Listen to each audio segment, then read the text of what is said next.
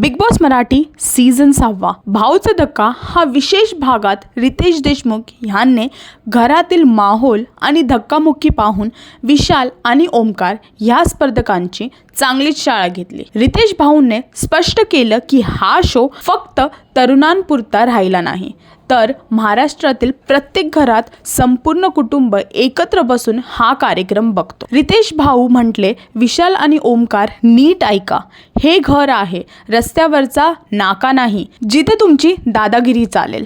लक्षात ठेवा, हे माझं घर आहे आणि इथे दादागिरी नाही, फक्त भाऊगिरी चालणार। अजून काय काय घडणार आहे ते जाणून घेण्यासाठी पहा भाऊचा धक्का। चुकवू नका, नक्की बघा बिग बॉस मराठी।